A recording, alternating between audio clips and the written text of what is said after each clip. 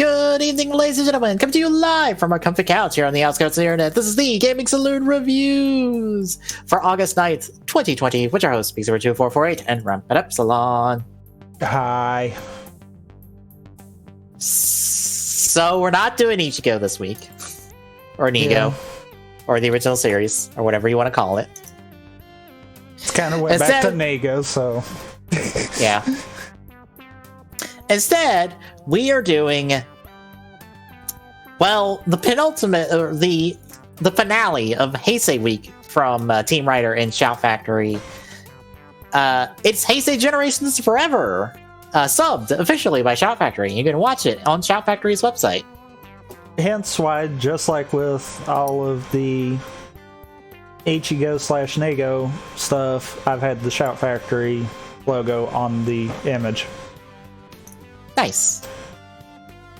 Figure if we're doing their stuff, I'm giving credit at least. Yeah. So this is their sub of it. And also, interesting enough, I found this out. I think it was today. I was looking through somebody's Twitter. Because I was seeing reactions and stuff to this week's 01. Oh, God. And I stumbled across a notice, I think it was Tom Constantine's Twitter, who he's a stunt actor and also a member of the community. He noted that their Heisei Generations Forever is on the Japanese Netflix now with English subs, but not Shout Factory subs.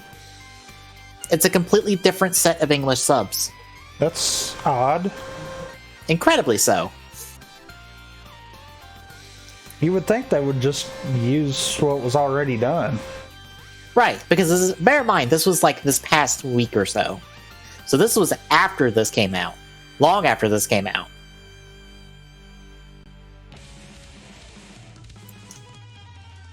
But yes, folks, this is the... I would say the final Heisei era crossover, but no. That's technically over court, sir. Since everybody in suit every suit in this movie gets to show up in that one. So technically, no. This is not the final one. This is the final Heisei era winter crossover. As after this, we'll get Reira Generations, and then whatever the 01 Saber one will be called.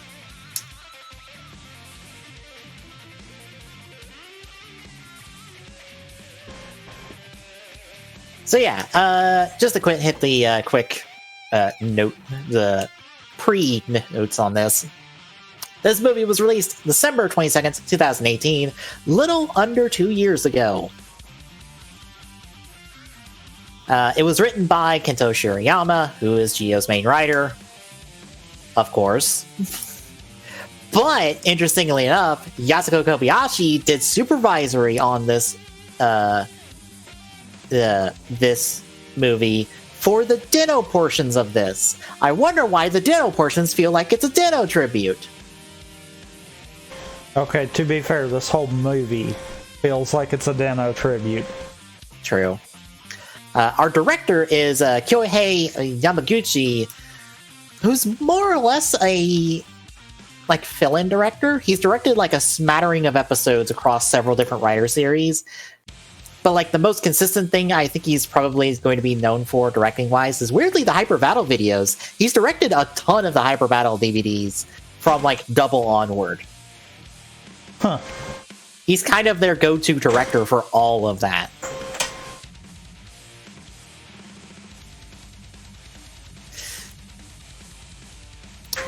And as it says in the notes, continuity fucked beyond recognition. And I feel like that's a pretty accurate statement. Yes, because, okay, technically speaking, and I will pull this up to make sure I'm stating things correctly. If, the keyword here being, if this was in Gio's continuity, it would take place between episodes 12 and 13, as we got a flashback to this movie in episode 44. Here's the problem. You know how the producer on this is, or producer for Gio is Shirakura? and he has a Twitter and people ask him questions. Well, on Twitter, he confirmed that this is non-canon.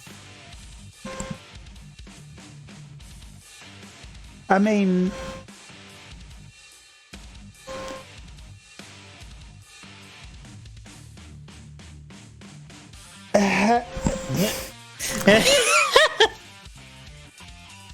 I feel like you can't say it's not canon. Yeah, because, we have that double in Cougar Ride watches that Geo just has randomly in the series, and now we don't know where they came from.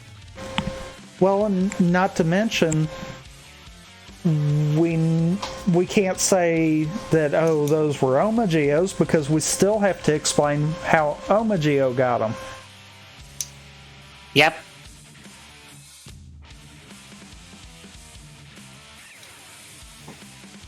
Because we've even had that come up too. Yep.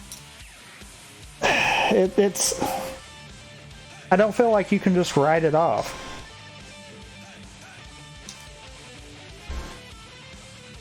Mm-hmm.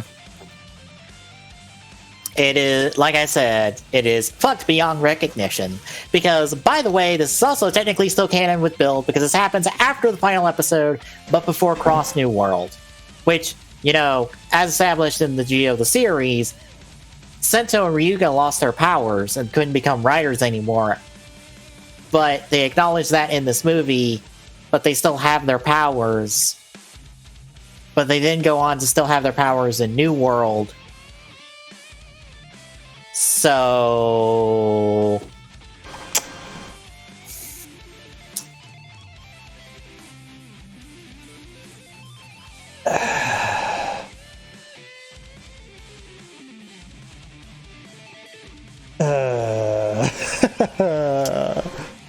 Yep. This is classic Toei continuity. What's that? Yep. Then there's also some other Kuga continuity, but it plays into some bigger nonsense with this movie to come, and we'll get there. And you will know more about that than me. Yeah. From a outside looking in, everything within this movie could be plausible for the Kuga concepts, but yeah. Don't worry, you're not the only one I know at the current moment who has not seen Kuga but has to deal with Kuga regularly on something. Because it's one of those. It's like, yep, I can completely see there could be problems here. Yeah, because Frozen Stratos for Soto Pop has not watched Kuga and is more or less just had to go, this happened in Kuga, I don't know. It happens. Like in this week's Twitter thread talking about the Soto blog that I usually retweet, he admitted that, or he said, like, I totally didn't have to Google Indaga Vazeba's name. Totally did not. 100%. Nope. In a fashion of, yeah, I totally had to Google this fucking name. I don't know who this guy is. I mean, I can understand. Yeah. So, any thoughts going into this movie? It was at least more enjoyable than I feel like Ichigo/Nego's been here recently. A little, yeah. I feel bad saying that. But I mean, we have kind of been in basically just filler territory for quite some time now, and I'm kind of getting to the point where I'm like, I wish something more interesting would start happening, please. Like, why introduce new villains if you're not going to do anything with them? More or less. That's the problem. But yeah, this is... I technically didn't rewatch the entire movie for this, since it was fresh enough from, like, the Heisei week. Because it was only, like... Yeah. I had pretty much only watched, like, the first, like, hour-ish of it with all the plot stuff before we got all the fight scenes that were the last, like, 30 minutes of this movie. Now, the fight scenes when all that started up, I kind of started booting up everything to basically go straight back to working on the KH2 randomizer tracker I'm working on. Because I was like, this fight's cool and all, but Yeah. And then I happened to, out of the corner of my eyes, see I'll give them props for fixing it enough. But you can't tell me that was not a screwed up setup for Ghost's kick. That feels like a Mugen kick that they just happened to make work by the time it was said and done. And that makes me wonder if they botched it when they initially recorded it and had to go and find footage. Because I could see that, actually. Yeah.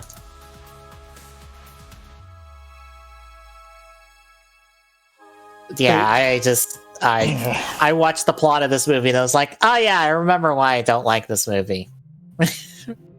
Right, I remember why I was doing anything else but watching this movie during Writer Week. I distinctly remember just being completely distracted by Gaim Chronicle. And that was when all the fight scene stuff was happening, so I was just like, fuck it, I don't care.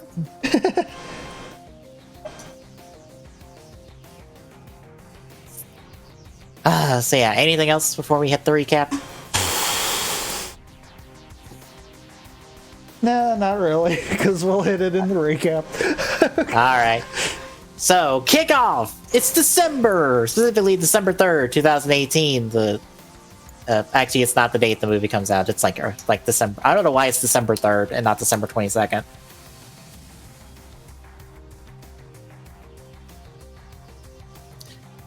But we follow Sogo home with his friends after he passed the test with an A, which automatically should tell you we're in an alternate timeline. Because that's... And I want to kind of mention this here too.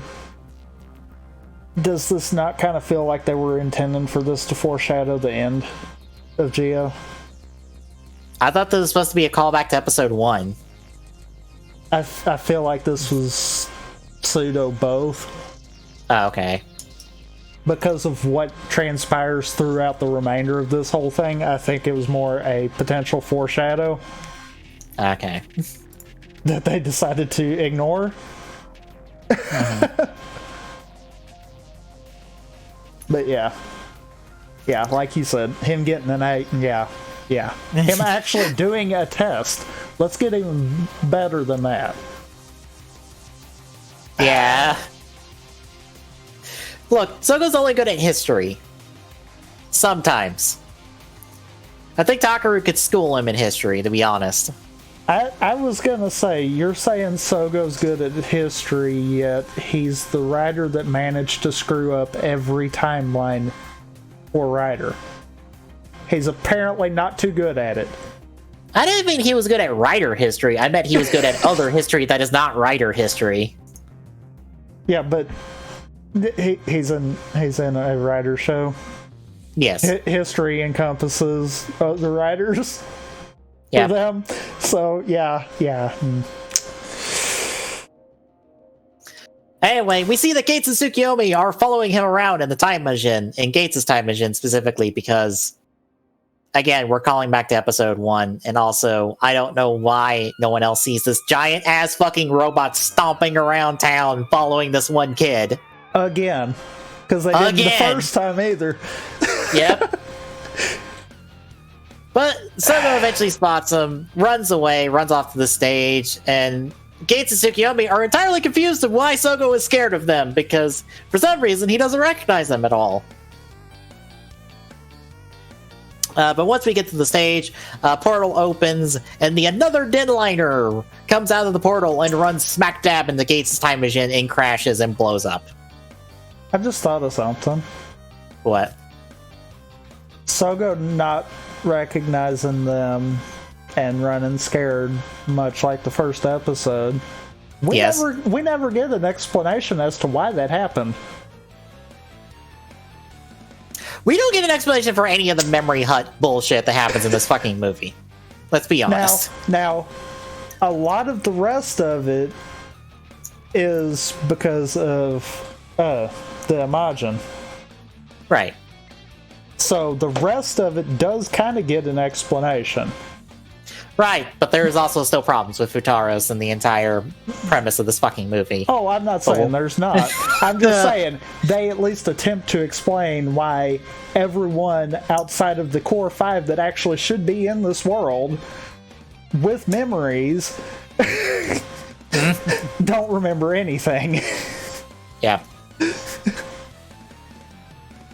But out of the wreckage, another Dino appears, and he wants a fight. And so Gates and Tsukiyomi try to hold it off for a second. And Sogo ends up grabbing the Geo ride watch that just falls out of his pocket. And that lets him get his memories back. So him and Gates go to fight another Dino. Meanwhile, we follow this kid.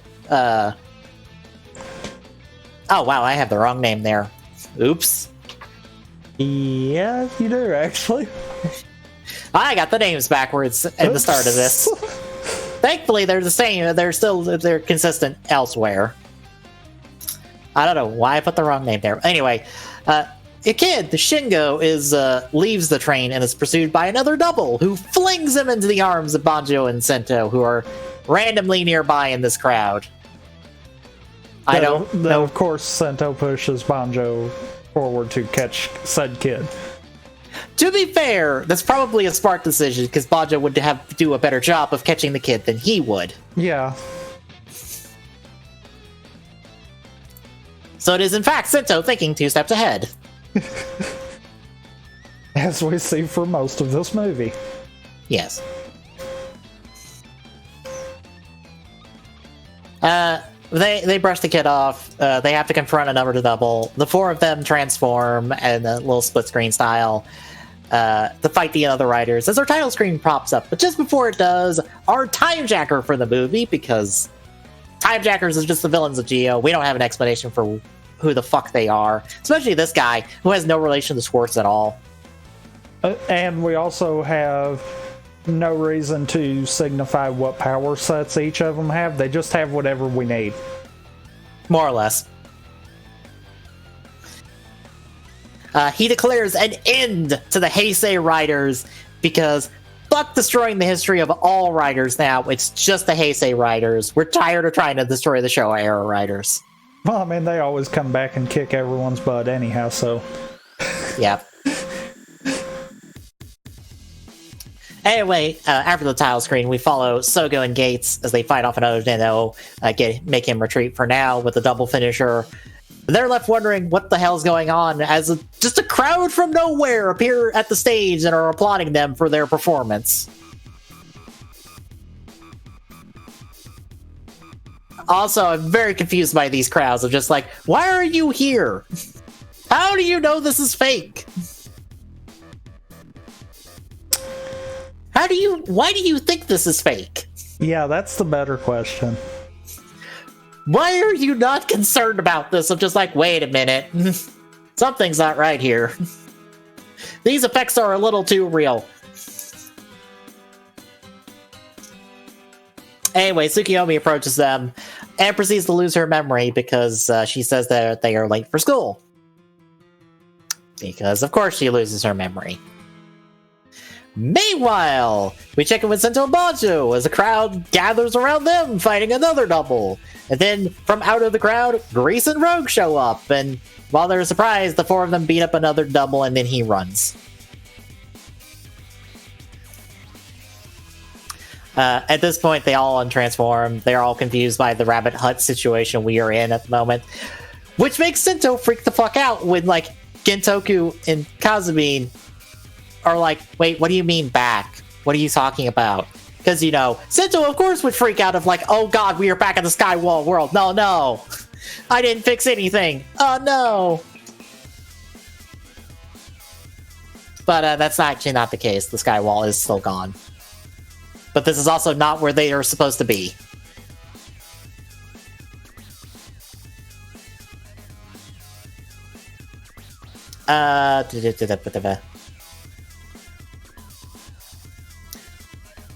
We go back over to Sogo and Gates as they're keeping an eye on Tsukiyomi at school, wondering what's happening. A random kid, this is actually Ataru in my notes, approaches Tsukiyomi saying who she is, but she doesn't recognize it, but he still gets a handshake anyway. Also, Gates is super jealous because Sogo implies that they're dating, and he attempts to kill this kid! Yeah, I love that. Gates, calm down! I don't think you didn't even have that much chemistry with Tsukiyomi to start with. Yeah, at all. But it is kind of nice to at least see that kind of lighten the mood a little bit. Yeah. It's nice that we have a joke every now and again in this movie. Anyway, we follow Banjo and Kazumi now, because Sento has ran off to go look for the kid, and Banjo is stuck with Kazumi, because Gendoku got knocked in the head, and now he has no memories, so he left the group at this point. And for, like, most of the rest of the movie. More or less. They run into Misora. She's happy to see Banjo. Not so much Kazumi, because... Fuck you, I was emotional thing for that. No, I'm not talking to you right now. I'm still mad at you. They try to go into the cafe from Bill, but it's not there. It's a bar now. And eventually Misora loses her memories and starts acting like Mitan. Which makes no sense, but okay, sure. Don't think I didn't notice that movie. Yeah. She's still in character. She's just the other character. Yep. Yep. That's what you call didn't pay attention to continuity. Yep.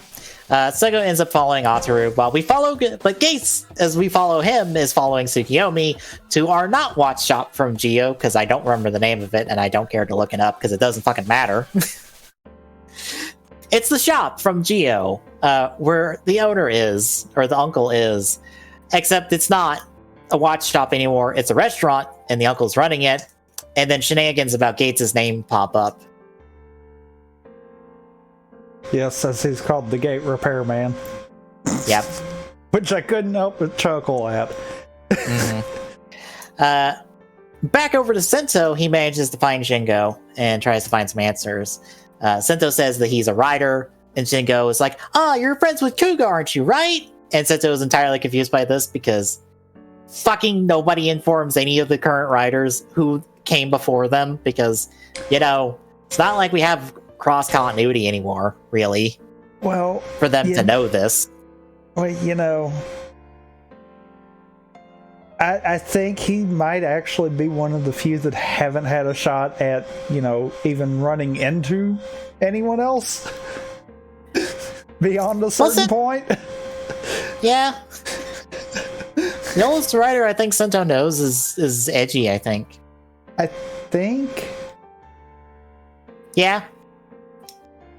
Because the last Heisei Generations movie before this, Edgy was in it.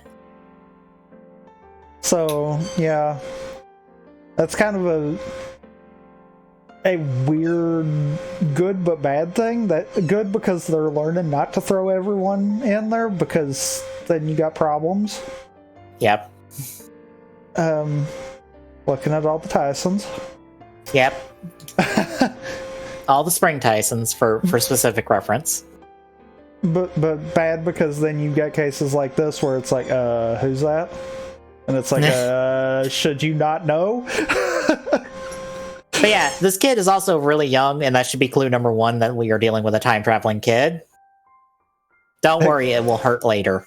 Except, honestly, Sento won't catch this, and unfortunately, none of the Geocast catches it either. Yeah, even though I have a specific note about that later. But this is when Ted arrives to interrupt, and Sento's like, I don't believe you're this kid's guardian. I'm gonna ask you to back the fuck off, sir. So the kid runs away. Sento tries to fight Ted, but his time jacker powers are bullshit and allow him just to do whatever he wants, including attempting to mind control Sento, who decides to no-sell it for the next 20 minutes. Okay. So, I want to point out the problem that I have with the Time Jackers, and he culminates all of it. From what we can tell, the bulk of their power is stopping time. Yes. Not doing this ultra hyper faster than Kabuto could even think. Speed movement. Not mind control. It's like, can we at least be consistent with our villains? Please. No. No, because Fennis will do all the same shit outside of the mind control in Rare Generations.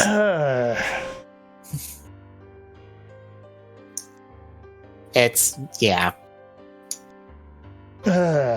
So Senjo is now sidelined for the next 20 minutes. But now back over to Ataru as he's talking to his imagined Futaros, and who's asking him if he's done with his wish. He says no, and then he alerts him to Sogo, who's following him. And so the two of them talk, and he says like, "Oh, I attract writers. Let's go get lunch." And they proceed to go to Fumin from Doubles to get ramen in order to try to run into Double. That's not how that worked. I mean, it kind of worked. Yes, they got another double. Also, if you are such a fan of Ryder, why don't you just go to where the fucking detective agency is supposed to be? Or I don't know, where Futo Tower is supposed to be. Do you see Futo Tower in the skyline? No, then I don't think Double showing up in this movie. Fuck's sakes.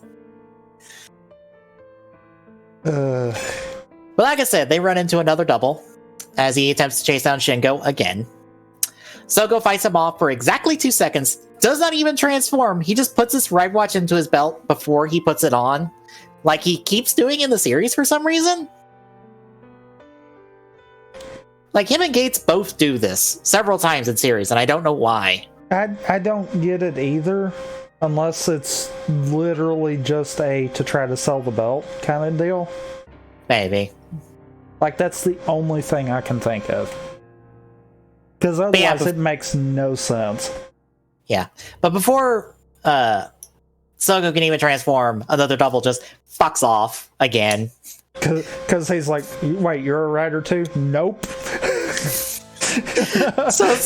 this wins Sogo the double ride watch from Fumin, because Shotaro told Fumin to give it to someone like this, I guess. I don't know why. He just is like, oh, Shotaro told me to give this to someone like you. Okay. And now I have to mention that this movie is technically supposed to be a tribute to Double and Kuga, which is why the Double Ride Watch is here, and why we'll get to the Kuga Ride Watch later. This is it for the Double tribute material, practically. Yep.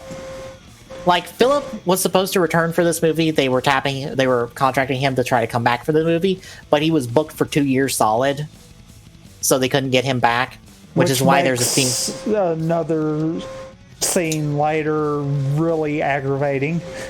Yes.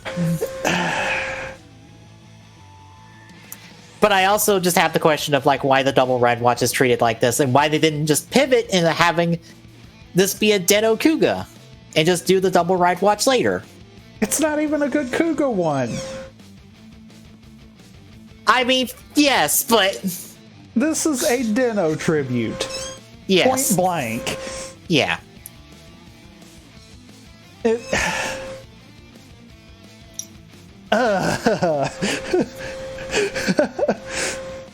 yeah, Sogo now has the Double Ride Watch. From a parallel world? Question mark? Yes. Yes, from a parallel world where Fumin exists. And apparently Shotaro and Philip were here at some point. Or at least Shotaro was here at some point. In order to give the Ride Watch to this person. Because reasons. Uh-huh. And also, the Double Ride Watch is going to do something later that I just find is completely stupid for what the Double Ride Watch should be representing. It's the wrong Ride Watch. Oh, is it the thing I'm thinking about that happens in the clock shop later? Yes. Okay. Yes. I figured I could be vague enough and nail exactly it. Yeah. Anyway, we cut over to Ted, who's trying to get answers from Sento, who's not talking because he's mind controlled. What the fuck would you expect him to say, Ted? Why are you confused? Yeah. But Sento ends up setting off his bike, which I guess Ted turned around and wasn't listening to when the bike took off from where Sento was standing. Or he just let it... That, or I feel like he just let it go, because he strikes me as that kind of cocky villain that would be like, yeah, go ahead, it ain't gonna help you. Yep.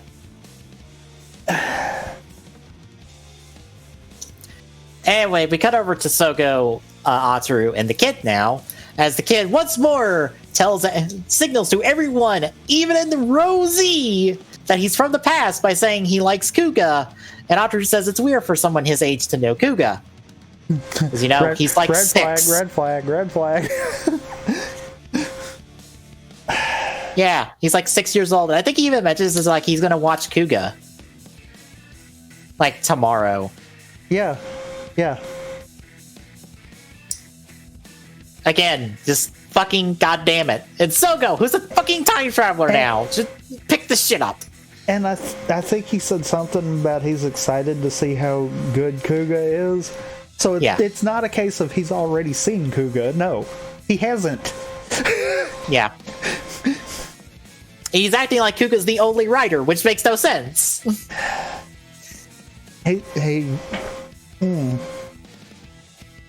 Also, and bear in mind, the other red flag that should have came up there, the dates wouldn't line up. The kid thinks it's the day before Kuga. Yeah. Number-wise for the dates would not add up. Anyway, we follow them to the not clock shop again, where Sogo finds Tsukiyomi hanging out with her friends, and Gates now lost his memory and is studying for a bunch of tests really hard, sucking on his smoothie or something, whatever he's drinking. Yeah. So this frustrates Sogo's, and they are at a park, and Sogo's left confused, but he still wants to get the kid home, so he takes out his smartphone, which again, the kid doesn't recognize a smartphone, which they note is weird, but no one puts this together, which again have to go, you are a goddamn time traveler! Do you not comprehend that this kid could be time traveling? God damn it!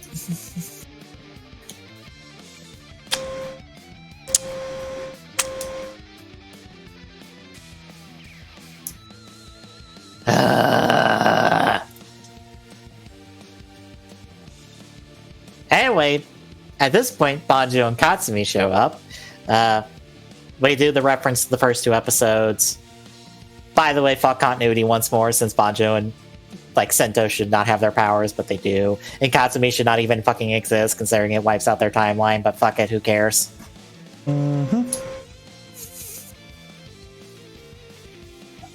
At this point, the bike arrives, and Banjo and Sogo decide to go investigate while Katsumi just takes the kids home. So we follow them, as they are already transformed in between cuts, where they find Ted, but he proceeds to sick Sento on them in tank form of build.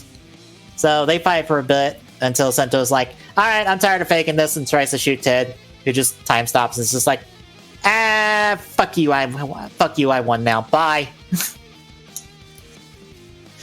What was Sento trying to accomplish while faking that he was mind controlled?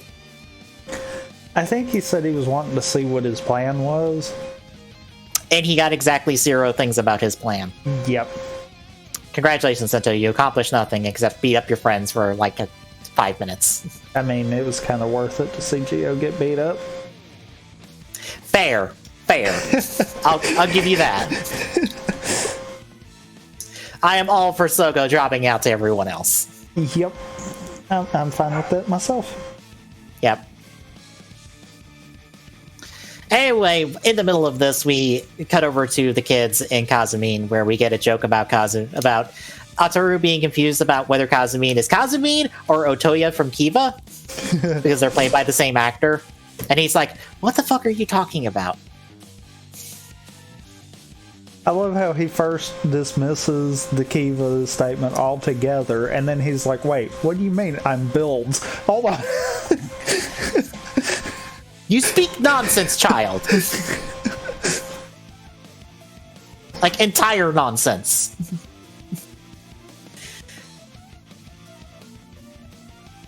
Anyway, they end up going to the same house because they both, like, think this is their home, and it turns out, well, it is their homes.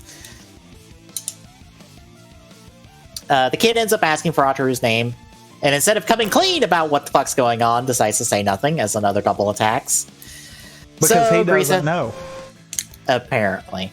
That's the push for it, in all seriousness.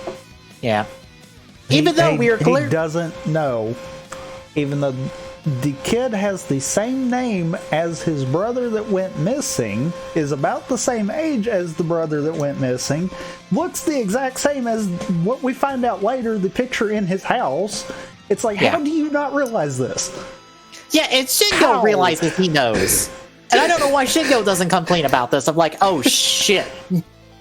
Oh shit, you are Ataru. What's happening? Why are you my brother? You're not even born yet. You're not supposed to exist yet. What's happening? But no, another double attacks. So Grease fights him until another Dino arrives, and the two of them kick the shit out of Grease, and he's knocked out on the ground. He's done for most of the movie now. At this point, Shingo gives himself up because he wants to be a good big brother. And then we get to see that another Dino is actually Ataru from the future of his timeline, technically. As we'll get to later.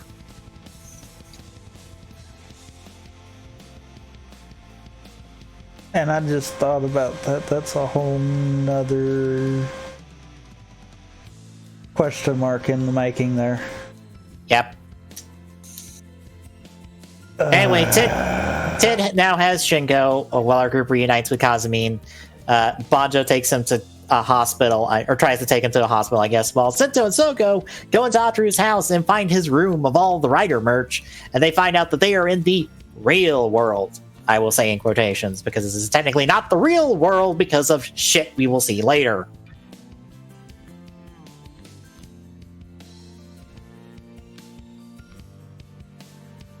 So now they're pretty much told they're fake. This is a fantasy, and Ataru is like, this will all be done once my wish is done. Which, okay, now I get to the problem of this movie. So Ataru made these writers appear in his world, where writers are fiction, with the use of Imagine. That is also fiction. From his favorite series, which is Dino. Uh-huh. If anything, this world is Dino's world.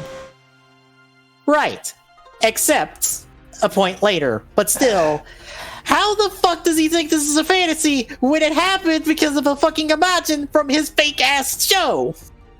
Who's in this real world somehow?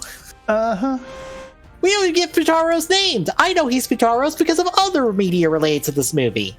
And by media, I mean press releases and stuff. Yeah, because if you just watch the movie, he's just an Imagine.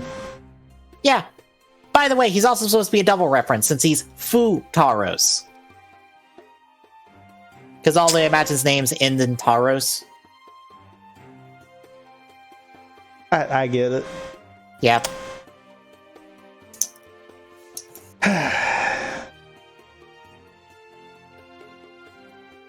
So yeah, again, just what the fuck? Where did Futaros come from? How did he make this deal? This is when we find out that he's been attracting the writers because of Futaros, who's been bringing them into this world. So, another question. Ataru's wish wants the writers in this world, right? Mm-hmm. But why is secondary characters in there too? Why is Misora and the uncle here? And Tsukiyomi? Why are they here? How did they get here? Because of knowing later in Geo, Tsukiyomi could be written off. Right. But, yeah, everyone else, yeah. Why? Why are they here? Especially when Sawa... Also, if he's bringing random supporting cast too, does that mean we also have random villains that have came too?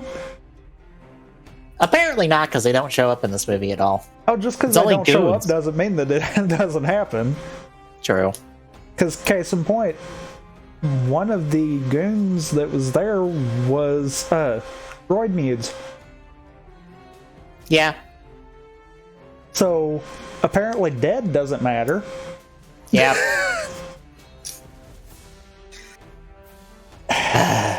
So yeah, after this is all explained to the two of them, Sento gives no fucking shits. He's got better shit to deal with than real ass world, fake ass world bullshit. No, I ain't got time for that. I gotta go get to save and a monster to blow up. I'm out. And Sogo just follows him because he's gonna have slight turmoil about this process. Which, I know I'm slightly jumping ahead here, but honestly, the main reason I completely can understand why Sento's like, screw this, I'm just going to go take care of the problem.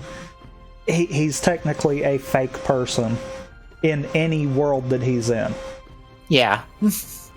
So it doesn't really matter to him, real fake. I mean, he's kind of already fake.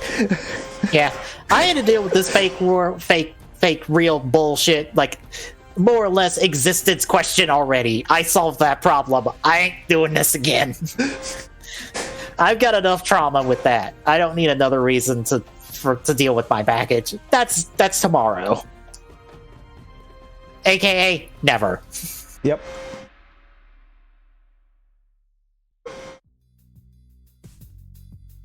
Anyway, we cut over to Tid at this point, who reveals his not Futo Tower because it has the windmills and like another Dino's horns on it. As Banjo tries to get Kazumi somewhere safe and ends up having to just drop him on the ground to go deal with some goons that are attacking some civilians. On the concrete. He didn't even get him in the grass or anything. No, he left him on the sidewalk somewhere. Yep, as it's about to rain, as we see, will be cut over to Sento and Sogo as they are ready to go charge the tower. I mean, to be fair, had he come to, he probably wouldn't have recognized Banjo anyhow, so it really doesn't matter, but still, way to treat your friends there. Yep.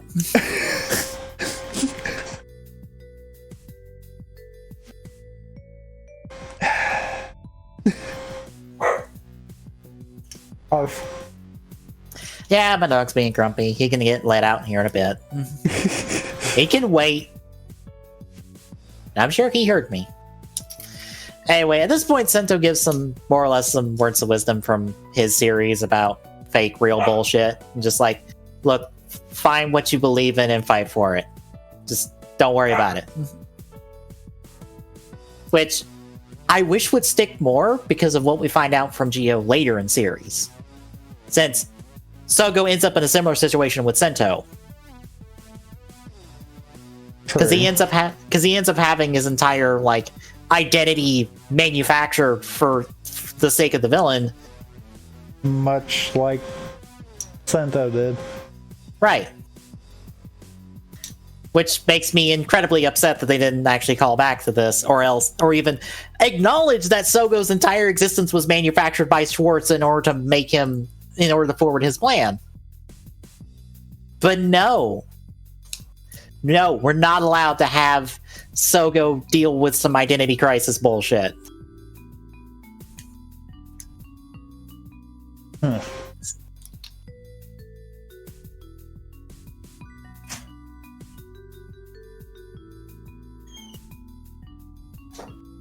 So yeah, two of them transform in the rain. They go fight some goons while they try to make their way. We see Ataru ends up getting attacked. He tries to get Kazumi to help him, but Kazumi has already lost his memory, so he fucks off. So Ataru's like, no, don't wish, I'm gonna miss, I want this over. And then Futaro's like comes out, kicks the asses of the goons, and then dives into him, like splitting him in half, dives into him in order to do the time travel back to where he wants to go. Because bear this in mind, I think, well, no, the memory attached to his wish.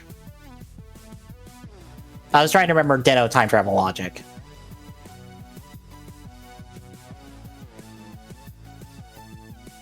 Because there is logic to Den-O's time travel, because it does involve memories and all that. It's actually a fairly well thought out time travel, all things considered. Unlike Geo's, that was a half-baked one. Yes. So anyway, Futaro's is off to the past.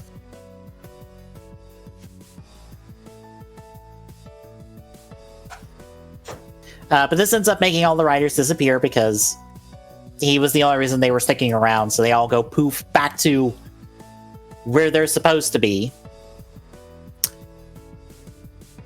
And Sogo ends up being waken up by Woz, who's like barely in this movie, and I'm incredibly disappointed. And I don't know why he's being all creepy trying to when he's waking up Sogo. What the fuck, Woz? But that was funny. Yeah. At this point, Sento ends up dropping by, and they proceed to figure out the twist that, oh no, the kid was from the past, and he was the kid's brother. Like, supposed to be his big brother from the past. And this this is first reference back with Sogo that I'm like, no. You do not deserve this. You do not deserve the Den-O, the derived, like, all the things spinning around, piecing the clues together. Oh, what a complicated mystery this was that anyone in Rosie would have figured out by the second clue. You just too stupid to realize it. God damn it, Sogo. That really ticked me off the first time I watched the movie. It slightly aggravated me this time. Yeah. Because he does not deserve it. No, he doesn't. He's the last person in this movie that deserves it. Right. So figuring this out and deciding to go back to the real world in order to save it, Sento and Sogo take hold of the double ride watch and use that to get back there, because that's how the double ride watch works, I guess. Now bear this in mind. Sogo and Sento did this. Right. Bear that in mind for later. Also, why is this not the Den-O ride watch again? Like, this would make more sense that they are traveling to somewhere else if it was the Den-O ride watch, because it's too early for Decade.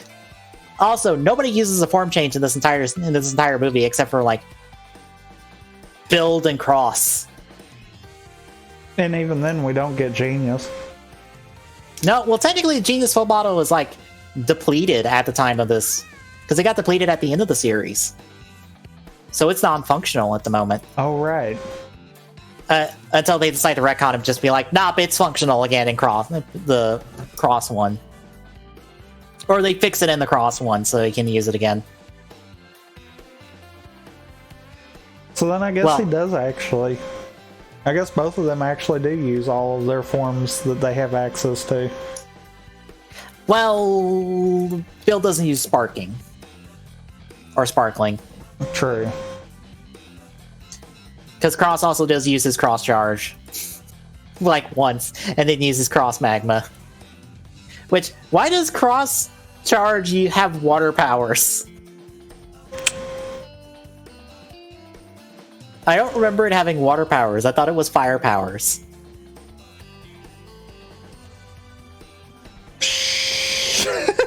That's the only thing I can say to that. Yeah. I don't think it was water, but I can't swear to it. Yeah. Anyway, they make it back to the real world. Sogo goes to find Ataru, and this is where Woz followed them because he somehow was touching this. I guess them touching it brought everyone they thought they needed over with them, I guess. Except that's not how it's implied to work in the movie. Yes. So, at this point, they need to figure out where Futaro's went, because that's their only lead. So Woz is just like, I know what I do, and he accesses the Gaia library. And this is number 2. And here is where I would be incredibly upset if this is the first time we were watching this movie. But now it's the third time, and I'm just like, fucking whatever, I don't care. Philip was supposed to be here for the scene, but they couldn't get him, so Woz has to just do it because he can. No, we're not going to put that much thought into this. was a meme, and through the power of memes, he can access the library. Is it bad that this just kind of annoyed me, but Sogo getting the drive moment really ticked me off? No, I can believe it. Because this, it's like, no, you shouldn't be getting that. That's not you. Yeah. But then knowing the circumstances behind it, it's like, okay, this ain't you, but sure, we'll give you the one-off. We'll say it was the double ride watch that let you do it. Yeah. I mean, I would like it better if Philip got to come back for this, or, like, Shotaro gets to walk on set and just be like, you need a card? Because he just figured it out. He's like, I already have this solved for you, take this. I'll go deal with this stuff. or if maybe even we had, like, Extreme cameo in it for just a second. Yeah. Be a suit actor kind of concept. Mm-hmm. But of course, also, then that would also be diving into the continuity that they clearly don't know. Right. And would also, in turn, possibly make this feel more like a double tribute. Yeah. Yeah. Like, again, I get annoyed, because I even said this in the Sotapod Discord, where I felt like Double didn't feel like it had a tribute at all in this movie. And someone brought up, was like, oh yeah, Eternal got to show up later, and I'm like, I don't count that as a double tribute. I don't count Eternal having his string pulled on his back to say his catchphrases as a tribute to Double. I really don't. Fair. I count Teruri showing up and actually providing guidance to Gates as the secondary writer to secondary writer situation, and actually mentoring him to some extent. That's double tribute. That plays into not only Terry's character, but a story from Double. Of Terry earning his title as writer because of his interactions with Double and him passing on those lessons to Gates. I count that as a tribute more than this and more than Eternal. Yeah.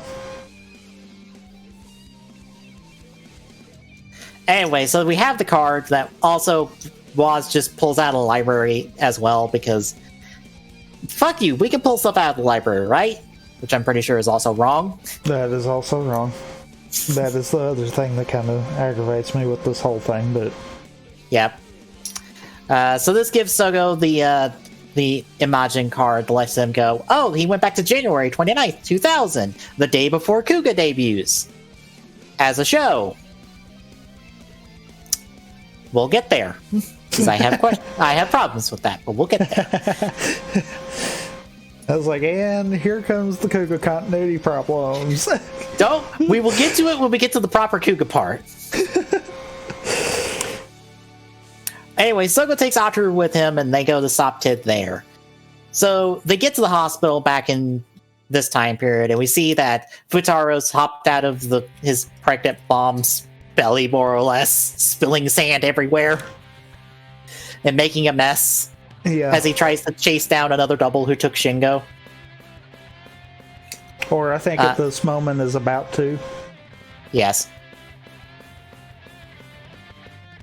Anyway, once they get outside, they, of course, fail to stop him, and when Ataru tries to charge another double, he's got the another Deno ride watch and shoves it on the Shingo, which possesses him and turns him into another Deno. Oops. Congratulations, Sogo. You at least fulfilled the time loop. Because you technically can't win here, or else you break time again for the 5th time. I mean, at least this is one of the few times that he actually created the loop that existed. Yes.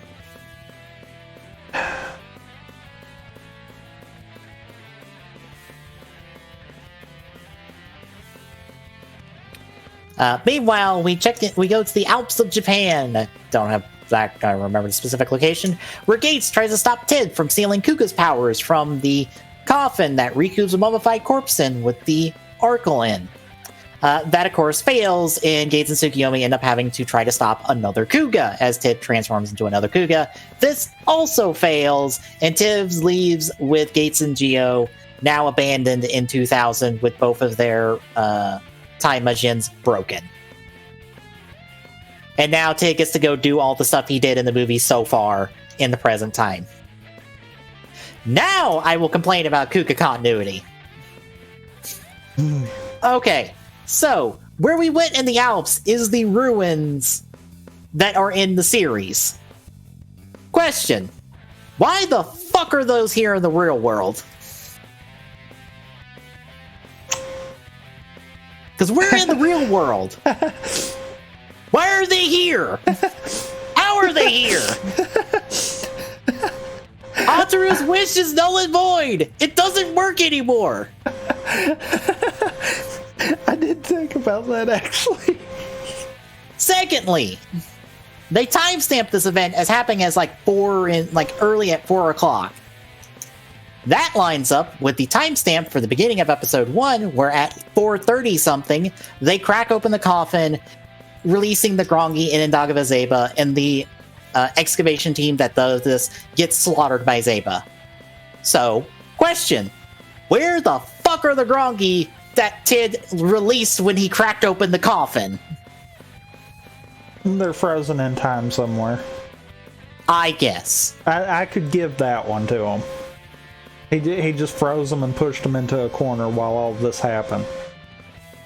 And finally, thirdly, and it's more of a nitpicky thing, January 30th is not the debut of Kuga if we're talking about the time.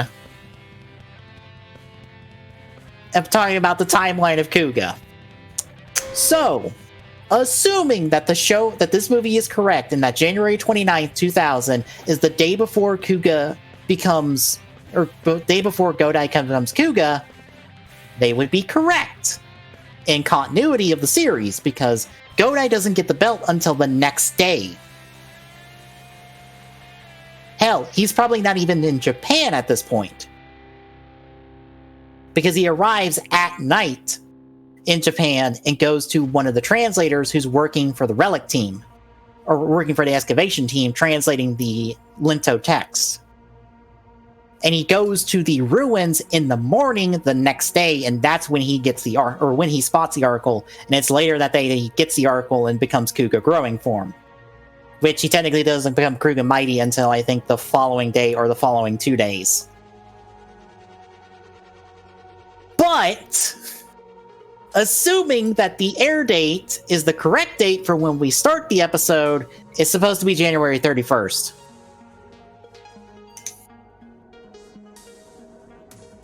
So, oops. I don't know if the episode is actually date stamped, but it is time stamped. So the time stamping is correct. The date stamping might be wrong. Because again, they're using the metatextual context because the episode did debut January 30th. So this is technically the day before the episode debuted, but it is probably not the day before Kuga becomes Kuga. But in theory, it could be. Yes. With what you said, it could technically be that he didn't become Kuga until the 30th kind of deal. Yes. What I'm saying is I hate this metatextual bullshit, and it complicates things to no end. I know though, from what we've dealt with in other shows, though, I think you're right. Yeah. And they're actually off a day. Yeah, because the episode starts with the excavation team unearthing the coffin and releasing the Grongi. Well, technically they're releasing Zeba, who then revives the rest of the Grongi. Which would have happened the day after. Which would then put in the question, why is the coffin open? Yep. I know when the coffin's open. Ted opened the fucking coffin so he could steal the power from Riku. Except for why wouldn't he have just came at a day where he knew he wouldn't have anyone fighting him to get to it? Well, because no matter what, if he opens the coffin, it releases Zeba and revives the Grongi. That happens regardless. He just makes it happen earlier. But my point is, he wouldn't have to use his powers if he let someone else do it and get killed. Because he could have waited till they left and then been able to just go and zap it himself. True. That means he would have to be at some point between whenever the Grongi left the excavation site and before the police arrived. Presumably at some point that night. Like late into that night, early in the morning. Because the police are still investigating the site when Godai arrives at like 8 o'clock in the morning or something. I mean, that could be possible. Yeah. And bear in mind, at that 8 o'clock, they only just then got the Oracle off Riku's corpse and were going to transport it to police headquarters, which is when Godai first spotted the Oracle and when it telepathically connected to him and started sending him visions of Riku fighting in order to teach him how to fight as Kuga before he put on the belt. Look, Kuga's incredibly fresh for me, so that's why I'm able to reference all this bullshit. And get on this movie's ass about its continuity. Because I will be that person to get on a show's ass about continuity. Well, I mean, especially when you're trying to call it a tribute. Yes. Anyway, all the Kuga stuff aside, we now catch up with Soko and Futaros, as Futaros explains the whole time travel bullshit. But also doesn't get into the fact of, wait, this is the fake world. How the fuck are Kuga's or the ruins of the Linto here? How are you here? Yeah, because Futaros being here makes sense. Right. Since he existed in the world prior, somehow. We're just going to ignore that for right now. But it makes sense that he is. It doesn't make sense that Sogo, Gates, Tsukiyomi, and Sento and Banjo are all here. Why? They also explain that the kid is a singularity point, which means he's immune to changes in time. So whatever he remembers is correct. The problem is he remembers Ryder as fiction to start with. So why are writers real then? Why does locking him up change anything? Ted, you have not changed time at all. Why does letting him run around change anything? Yeah.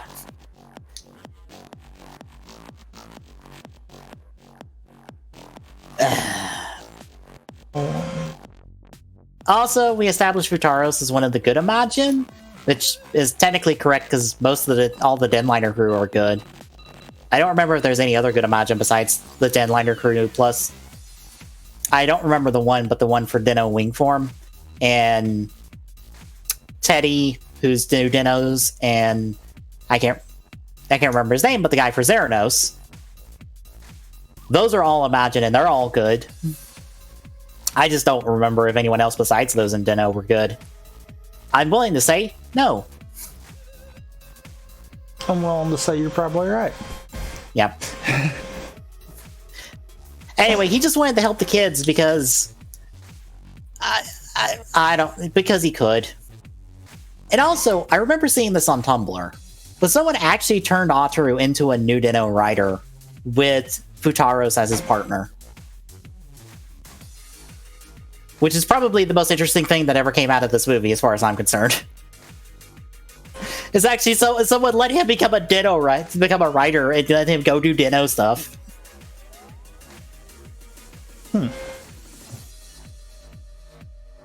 Anyway, they end up making repairs to the time machines and try to get back, while we see Sento and Banjo try to fight Ted and his goons, but fail because the goons are too powerful.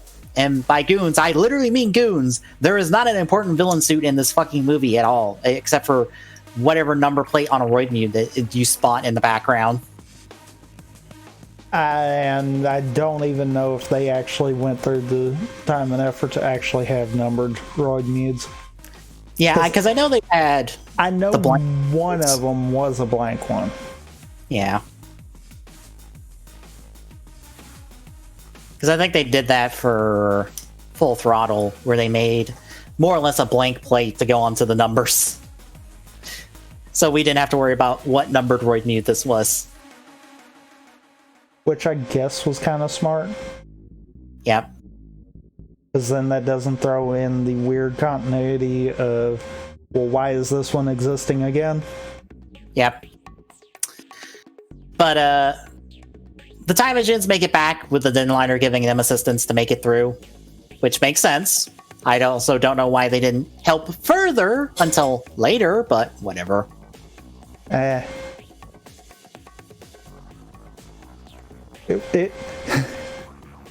wouldn't have been as climatic. Yep.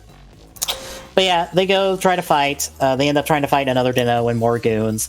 They don't even get the chance to transform, get the shit kicked out of them, until they're teleported away to what I presume to be the Grand Liner, which is a hub for all the trains. Because that's where I assume we are, is the Grand Liner. Because the Denliner doesn't have this, like, room. Because it's a train.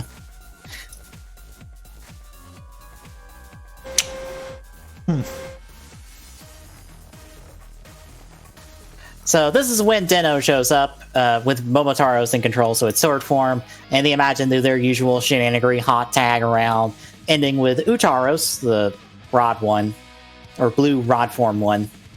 They end up taking out another Deno, rescuing Ataru, take out the goons. And then what we get is what I feel is the best part of this movie. I kind of have to agree.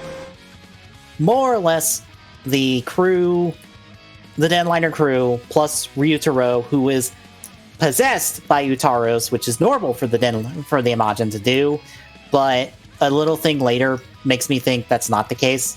Ryutaro was talking like himself the entire time. Yeah, I could kind of see that. He was just pretending to be Utaros the entire time. But anyway, more or less, the Denliner crew like pass on a little bit of like what they are. Owner gets to make a speech that more or less encompasses how Deno time travel works. More or less, as long as someone remembers you, you're not forgotten regardless of what time travel bullshit happens to you. You just get popped out of time. And as long as someone remembers you, you can make it back. Which is a nice little sentiment. But it ends with more or less Momotaro's going, or the sentiment is, because I won't I don't remember the lines verbatim, but it's more or less, we will remember you forever. You'll always be Deno, even if we're the ones taking your place. Because since the last proper Deno movie, Final Countdown, Ryutaro has not been like Deno since then. They had two different actors play Deno, a little kid and then the guy who played Deno in Decade. Like, Ryutaro proper has not been Deno for the better part of a decade. And this is his first time back as Deno. And back with the Denliner crew. But all since then, Deno has more or less been Momotaros and the crew. But even since they've taken up the role as Deno, they won't forget him, and that he is still Deno to them. Because he's their buddy. And the reason they exist to start with. Because all of them, like, got their bodies because of Ryutaro's wish. Each individually, mind you. So, like, this is what I want from tributes. This, just acknowledgement of stories that happened in, like, passing forward something from that story. That's it. Like, that's it doesn't. What it should have been. Yeah, we didn't need Ryutaro for this, but it works because that's what we're trying to say. Like, you don't need a specific character to do this. You can do this with any character, as long as there's someone notable and someone who can pass on that story and pass on a lesson learned from that story. That's it. That's all I ever want from tributes. I don't need Deno and Geo to team up and do a fight scene. It's cool when they do, but I don't need it. Because this is more important to me than most of this movie. Yeah. Yeah, like this is probably the best part of the entire plot part of the movie. More or less.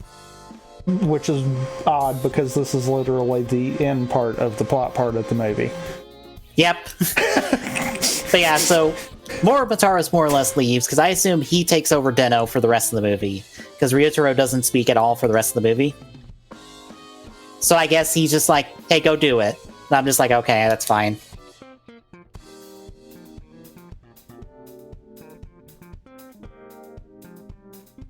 So with the writers firmly back, like seated in here, they rally. Grease and Rogue show up to save Misora, and then pretty much the rest of the main writers get to show up. Ghost and X8 show up for some kids. Double shows up to help some random people. We get to hear their transformation noise in the background before they appear on screen, implying that they transformed off camera and walked on. Which works because, I mean, God, as much as it would look nice, that would be a hefty budget if you tried to get everyone back. Yes. And it's impossible to get everyone back because there are several actors who are too popular, too expensive, too hard to get back, or just don't want to come back to start with because of various reasons, so.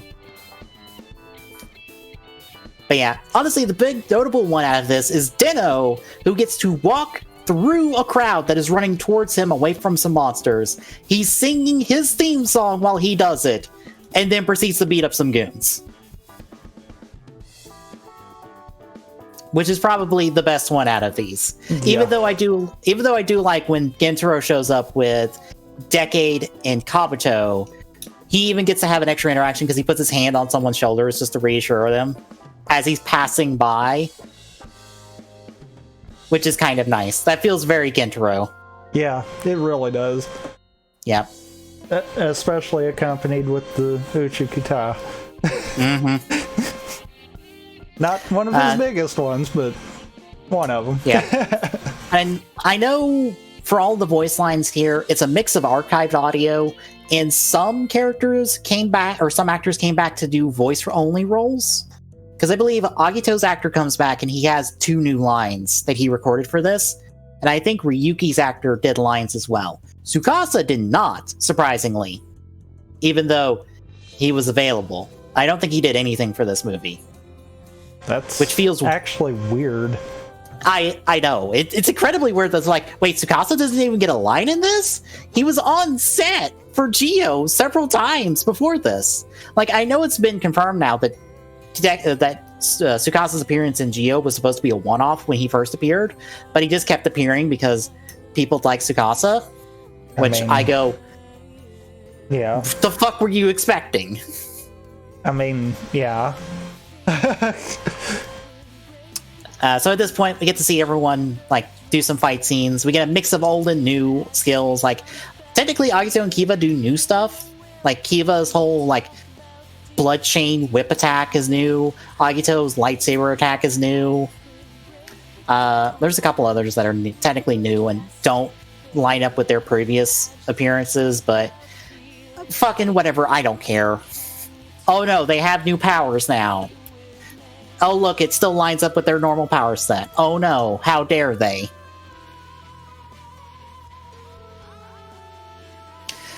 We follow Gio as he ends up having to fight another double for Sento and Banjo because they can't beat him. So we get the double armor now, and it is incredibly basic. It's just this chest with the shoulder pads with the big Gaia memories. It's much to be lacking. Yeah, the toy catalog scans showed that there would probably be a bit more armor to it.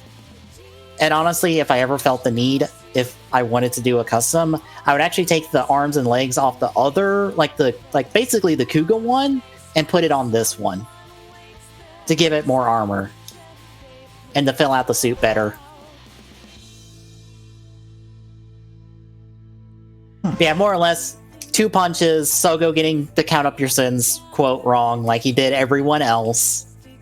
And I couldn't help but just be like, when he did it too, because it's like you were so close. and then you managed to still screw it up. How? Yeah. Granted, he did that every other time when he was with someone else. Because he did it with Sento and Emu as well. I love the fact, too, that when he does do the rider kick, Sento's like, I don't think he did that right. I mean, another double calls him half-boiled, and I'm like, no, he's non-boiled. He's raw egg, son. Yep. Please. He's not even half-boiled. I mean, at least another double got the catchphrase right. Jeez. Yeah. Yeah. So yeah, they blow up another double. He's done. We don't even get to know who the fuck he is, and apparently Shurikura regrets not revealing who another double was, because it's apparently two people, because you can hear two voices talking for another double. Really? Yeah. Huh. Like, it's hard to hear, but you can hear two voices talking at the same time for another double, so it implies that there's two users merged in one for another double. And it helps that when another double blows up, it splits in half and then blows up separately. Again, kind of implying that there's two people, but whatever. Anyway, at this point, Tid is angry. He goes another Kuga again. Sento grabs Gates' time machine and repairs it and uses it, while Sogo uses his, aka Tsukiyomi's, and goes Kuga armor to eventually just beat up another Kuga for a hot minute. And again, Kuga armor is only used in the cockpit. It doesn't even get used in the later battle.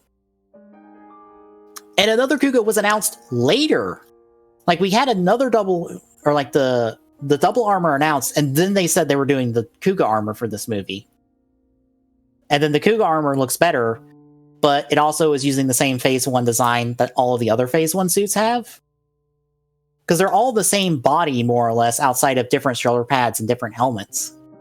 And like a different thing on the chest. Like, there's smaller details, but all the Phase 1, like, Heisei riders besides Decade are fairly uniform.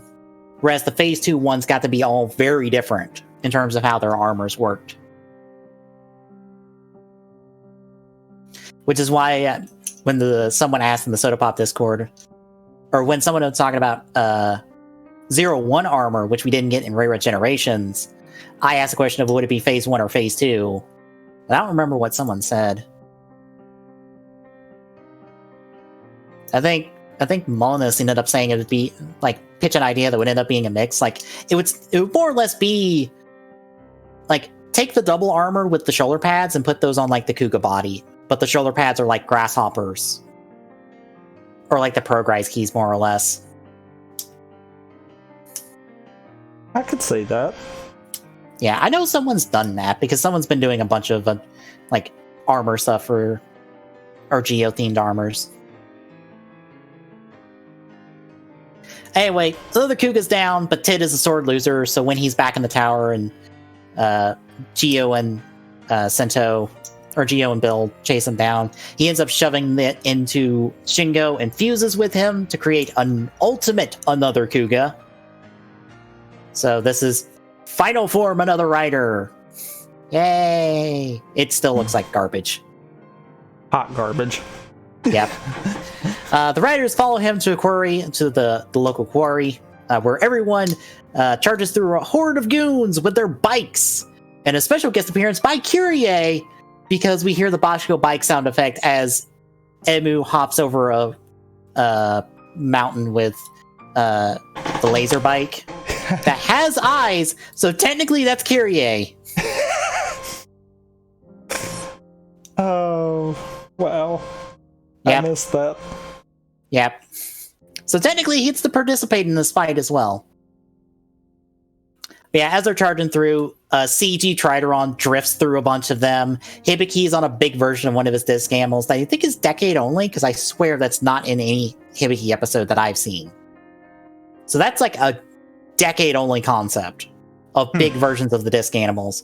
And also Riki rides on Drag Redder, because we're not dragging out the ride shooter for this. Well, I mean, we gotta go big. Yeah. It's go big or go home. Yep. And they ain't going home. Nope, not yet.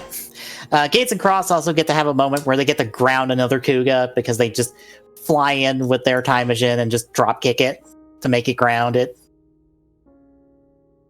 And now everyone gets to do their rider kicks, and this is probably visually the best moment of the movie, even if the CG is a bit jank for a couple of these. Yeah. Like, the Wizard one and Kuga in mid-rider kick is jank as fuck. Especially the Wizard one. The Wizard one looks bad. Mm-hmm. But you get... But this is like one of those few times where all the writers get to like do combinations. So like you said, with Ghost doing his like not Mugen rider kick, he comes down, but immediately Heisei comes up and uppercuts him with his rider kick. And I think like Wizard and Kiba do theirs, which is followed because because a lot of this is like one take shots. Because you follow them with the rider kick and it goes overhead, and then you see the Trideron go around and you see Tamari drop in to do his kick, and then Kota comes in and does his kick. Because you see the orange slices form and you see him come in. It's one of the best visually put together scenes. And I really like it. And I like that we end it with like Sento and Sogo starting their rider kicks, but you get the full startup of Kuga's rider kick with him doing all the poses and stuff, and the riding up and the rolling and doing the big kick. And theirs are the ones that finally make the another Kuga go boom. Tid explodes, Shingo's saved, everybody does a pose.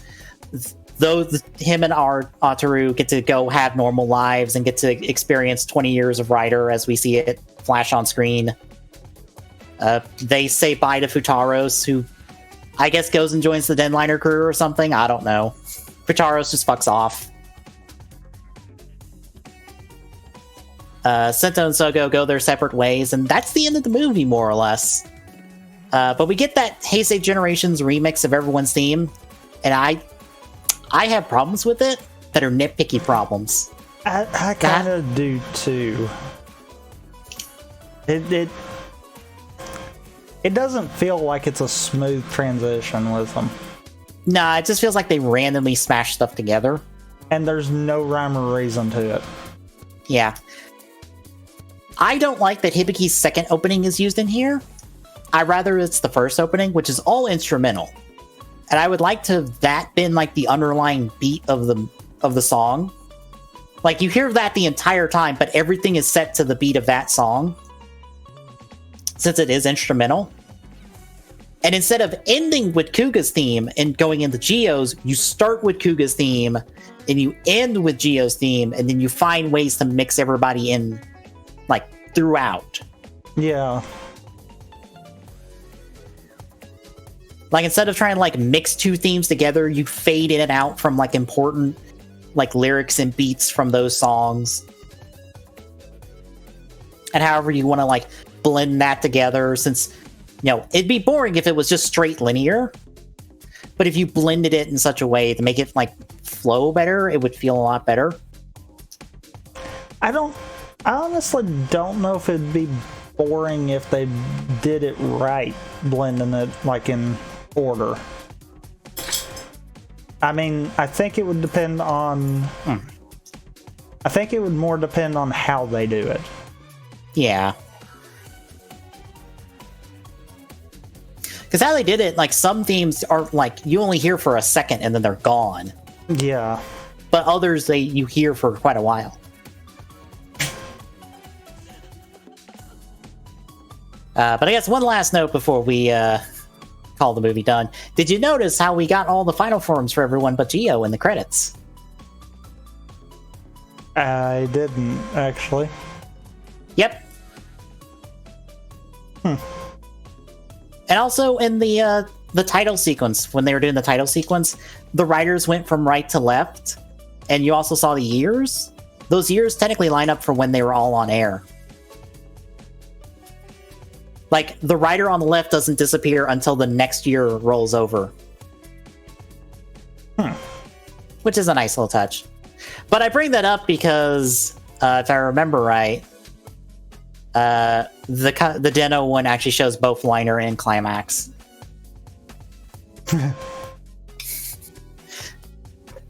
I don't mind stirring the flame. Yeah, it shows both liner and climax. I'm looking at it right now.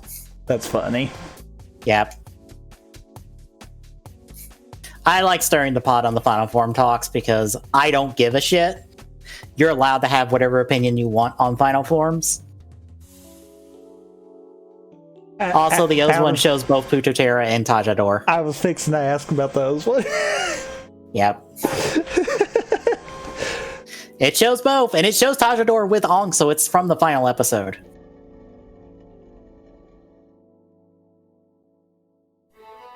I was about to say Gaim doesn't, but no, they go from a Drive mock chase picture to the Trideron Dead Heat chase picture from the one episode. Hey, Glock, we just wrapped up talking about the movie. Yeah. And it's kind of... Yeah. More or less. But yeah, weirdly enough, in place of Grand Geo, since it didn't debut yet, Oma Geo's on screen to take its place. Which, I guess, technically, that is his final form, because he does kind of go into that before the reset. Yes.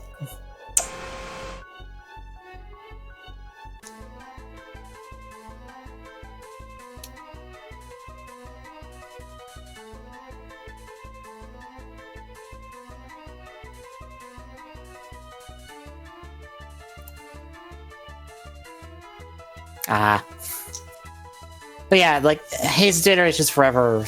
So how'd you feel about this? If it was anything, it was a Den-O tribute. Yeah. It's a Den-O tribute that makes me want to finish Den-O. And by finish, I mean restart Den-O from scratch because it's been too long.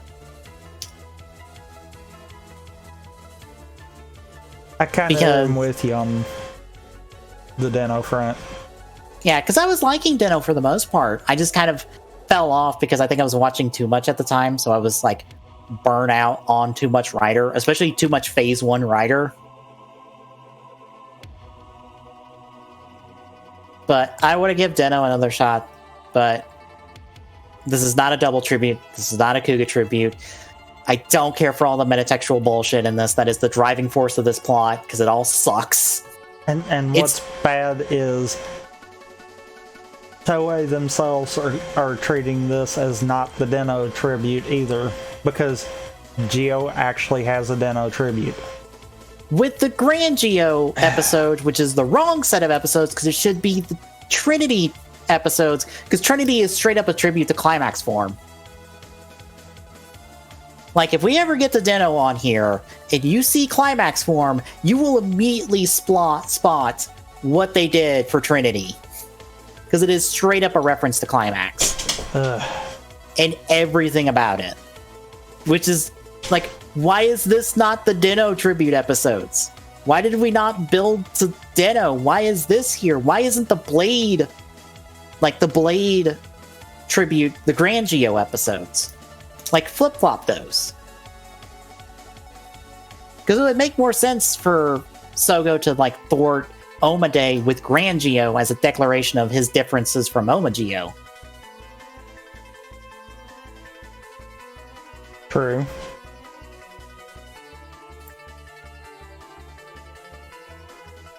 But yeah, that's I guess the short and long of it. I wish it was better. I kind of like the sentiment, but I just wish it wasn't so metatext heavy. Like, if this was less metatext and more just text, because for me, metatext is seasoning, not the main ingredient of a movie. So, too much seasoning and it all just turns into blah. Yeah. Yeah. Yeah, if you like this movie, hey, it's available for free from Shout Factory. It's official. It was like the build up, or the big thing to build up over the course of all of Heisei Week. Which is a problem all on its own because, you know, they didn't get into spoiler territory. Yeah. The build thing at the beginning of the movie kind of needed spoiler information there, because otherwise you're just like, well, what? Yeah. This is a rough movie to be someone's first, because there's a lot of things happening for an entire hour plus until you get to the fun fight sequences that you don't need context for. It's one of those, you were saying it spoils build. I really don't think it does. I mean, it will spoil it once you get to the point. Yeah. Not in the grand scheme of it. Yeah. It will spoil it once you get to the point where you go, oh, this is where, okay. Once you get to the point where you can connect the dots, it will spoil it. Unfortunately, by that point, you're also in build filler territory where Evolt refuses to die. Yeah, you are deep in build at that point. So you're in for the long haul. That's one of those, I don't really count that as spoiler territory. Yeah.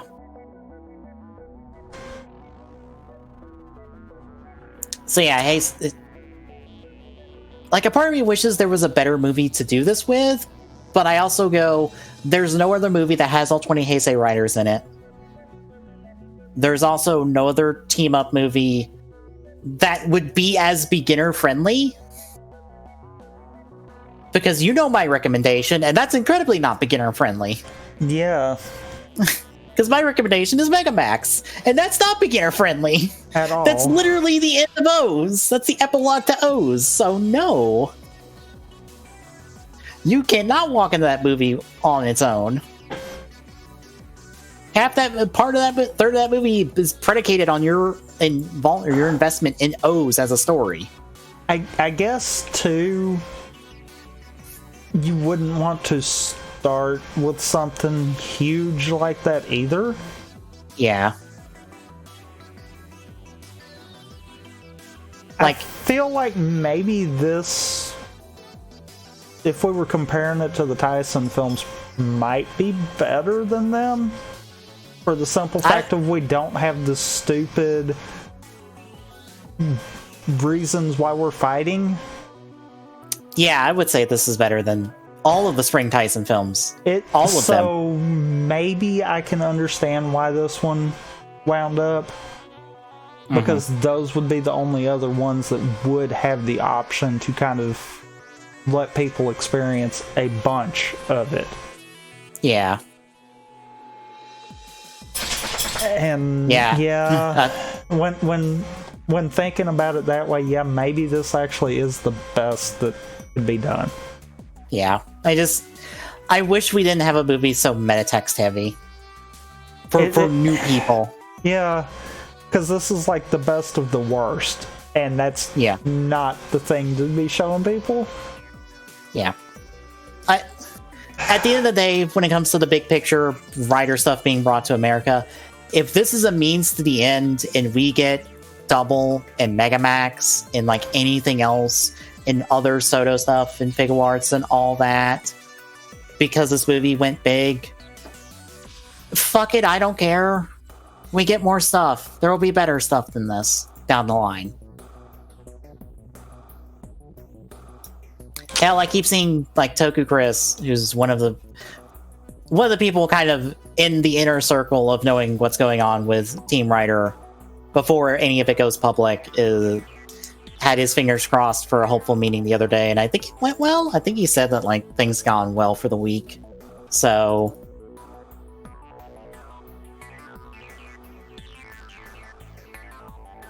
I mean, I kind of would really hope that we hear something like anything else coming kind of deal.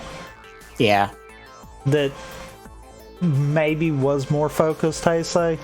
Like, my thoughts would actually be, it would be nice if we had a rotation where it was like, show a phase 1, phase 2 kind of deal. Yeah. I mean, I get not trying to hop into 01 or Saber right now. Kind of build the backlog as we're going. Yeah. It would be cool to have like a Saber simulcast or something like that, but I'm not looking for it. Yeah.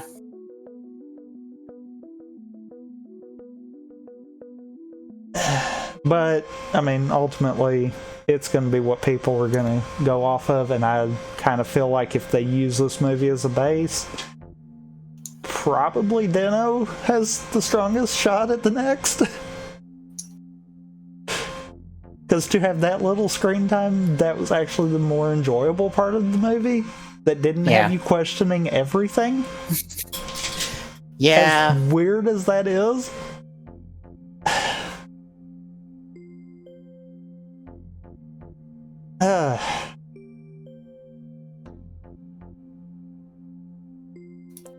Yeah, here's hoping. That's like the big thing. Like, the only problem with Showa material is that the next series in line is V3, and that's already officially licensed. So some sort of deal like Mill Creek's deal would have to be worked out to get it on all of Shout Factory's streaming service stuff. Because I told you that. I mean, though, at this point, I could see they could try to work stuff out for that. Like the Showa stuff, I could maybe also understand if that was one of those really Ichigo's going to be it. That's probably all we're going to see because it's going to be too broken if they try to do too much. Yeah.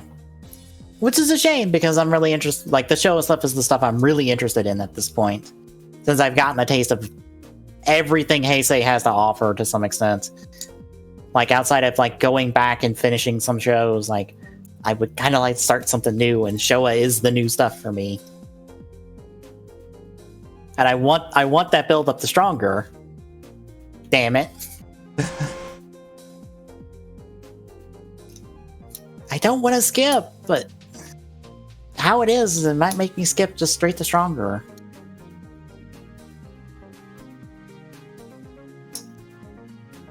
I mean, they might have something worked out down the road or something even. Yeah. But, yeah, in light of what you've said, I don't know.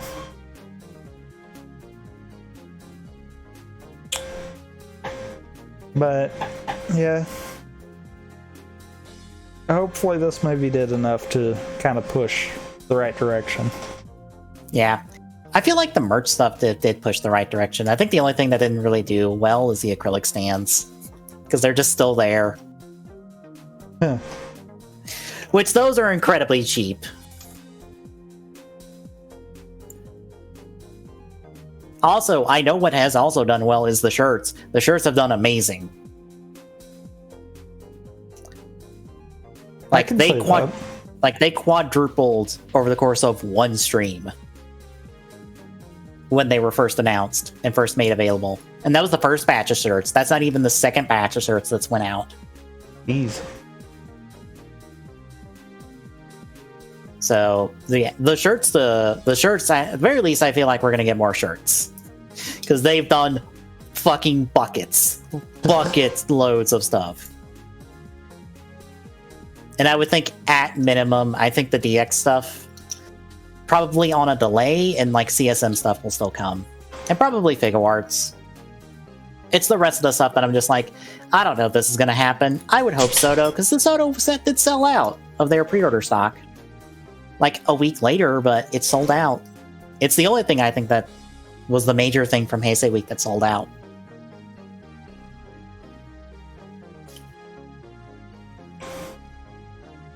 But anything else?